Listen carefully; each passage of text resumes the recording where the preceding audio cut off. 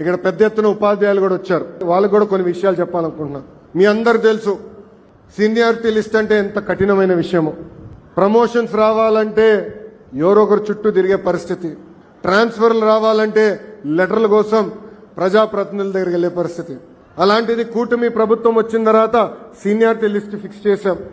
ఎప్పుడు లేని విధంగా 4000 మంది ఉపాధ్యాయులకి ఏకంగా ప్రమోషన్లు అందజేశాం.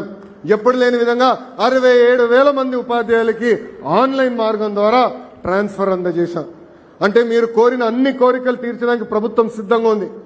మీ తరపున అవసరమైతే నేను గౌరవ ముఖ్యమంత్రి గారితో పోరాడతా. కానీ మనం అవుట్కమ్స్ తీసుకొద్దాం. ఎప్పుడు లేని విధంగా రిజల్ట్స్ తీసుకొద్దాం. ఎందుకంటే మనం కోరిన కోరికలన్నీ తీర్చడానికి ముఖ్యమంత్రి గారు సిద్ధంగా ఉన్నప్పుడు ఒక కానుకగా మన పిల్లలకి మెరుగైన విద్య అందిద్దాం, అద్భుతమైన ఫలితాలు అందిద్దామని ఈ సభాముఖంగా రాష్ట్ర వ్యాప్తంగా ఉన్న ఉపాధ్యాయులందరినీ నేను కోరుతున్నాం. అమ్మా, ఇంటర్మీడియట్ లో ఉచితంగా పుస్తకాలు అందజేస్తున్నాం. మధ్యాహ్న భోజనం కూడా మేము ప్రారంభించాం. ఇంకా ఏకంగా నీట్ జేఈ ట్రైనింగ్ కి అవసరమైన మెటీరియల్ కూడా ఉచితంగా రాష్ట్ర ప్రభుత్వం మన పిల్లలకు అందజేస్తుందని ఈ సభాముఖంగా తెలుపుకుంటూ, మీరు చూశారు యూనివర్సిటీస్ లో కూడా అద్భుతమైన వైస్ ఛాన్సలర్స్ నియమించాం. ఐఐటీల నుంచి ఎన్ఐటీల నుంచి వచ్చే ప్రొఫెసర్స్ ని తీసుకొచ్చి వైస్ ఛాన్సలర్స్ గా నియమించాం.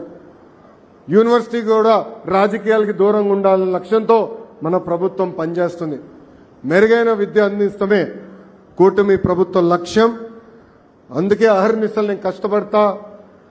మన పిల్లల్లో అద్భుతమైన శక్తి ఉంది.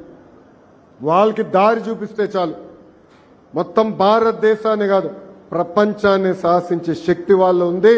మన పిల్లల్ని ప్రయోజకులుగా మార్చే బాధ్యత నేను తీసుకుంటానని ఈ సభాముఖంగా తల్లిదండ్రులందరికీ హామీ ఇస్తూ